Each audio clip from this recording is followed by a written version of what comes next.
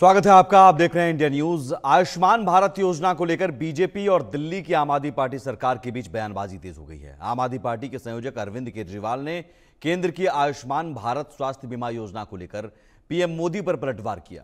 केजरीवाल ने पीएम मोदी पर स्वास्थ्य के मुद्दे पर राजनीति करने का आरोप लगाया है। पीएम मोदी पर केजरीवाल ने निशाना साधते हुए कहा कि स्वास्थ्य के मुद्दे पर इस तरह की बयानबाजी सही नहीं है। केजरीवाल ने यह भी कहा कि प्रधानमंत्री मोदी को स्वास्थ्य सेवा के दिल्ली मॉडल का अध्ययन भी करना चाहिए। उन्होंने यह भी दावा किया कि अभी तक उन्हें ऐसा एक भी व्यक्ति नहीं मिला है जिसने आयुष्मान भारत योजना के तहत अपना इलाज कराया हो। आपको बता दें कि पीएम मोदी ने कहा था कि मैं दिल्ली और पश्चिम बंगाल के 70 साल से अधिक आयु के सभी बुजुर्गों से माफी मांगता हूं। मैं आपका दर्द समझता हूं, लेकिन राज्य सरकारों के फैसलों के कारण मैं आपकी मदद नहीं कर सकता।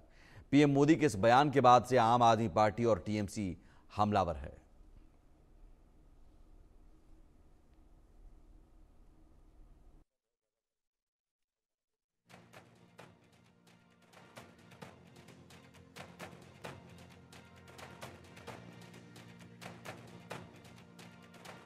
मैं दिल्ली के 70 साल के ऊपर के जितने बुजुर्ग हैं और पश्चिम बंगाल के 70 साल के ऊपर के जितने बुजुर्ग हैं उनसे क्षमा मांगता हूं कि मैं आपकी सेवा नहीं कर पाऊंगा। मैं उनसे क्षमा मांगता हूं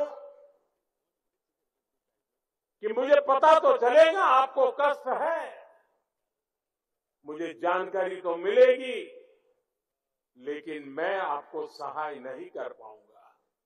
और कारण दिल्ली में जो सरकार है और पश्चिम बंगाल में जो सरकार है वो इस आयुष्मान योजना से जुड़ नहीं रही है। अपने राजनीतिक स्वार्थ के लिए अपने ही राज्य के बीमार लोगों के साथ जुल्म करने की ये प्रवृत्ति मानवता की दृष्टि से किसी भी तराजू पर खरी नहीं उतरती।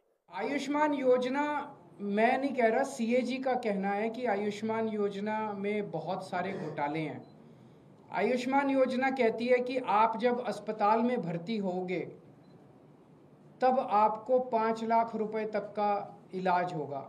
दिल्ली के अंदर जो हमारी योजना है वो योजना ये है कि आपको चाहे सर्दी हो, खांसी हो, ओपीडी में आप जाओ, चाहे भर्ती हो ना भर्ती हो, आपको आईपीडी ओपीडी सबका सारा इलाज फ्री है। दिल्ली के अंदर सब कुछ फ्री है।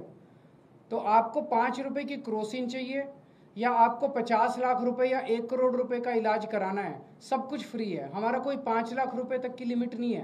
तो जब हमारा सब कुछ ही फ्री है, दवाइयाँ भी फ्री है, टेस्ट भी फ्री है, ओपीडी भी फ्री है, आईपीडी भी फ्री है, अस्पताल में भर्ती हो तब भी फ्री है, केवल डॉक्टर को दिखाने जाओ तब भी फ्री है, तो फिर आयुष्मान योजना का दिल्ली के अंदर कोई मतलब नहीं रह जाता है। वहीं पीएम मोदी ने आयुष्मान योजना के जरिए बंगाल की ममता सरकार पर भी निशाना साधा, तो टीएमसी भी पलटवार करने से पीछे नहीं रही।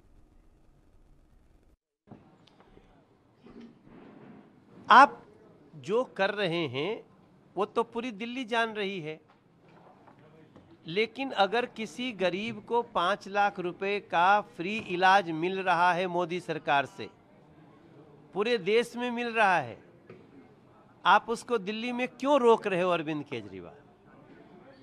आप बुजुर्गों को मिलने वाला 5 लाख रुपए सालाना फ्री इलाज को आप रोक करके आप कौन से दिल्ली के बेटे बन रहे हो?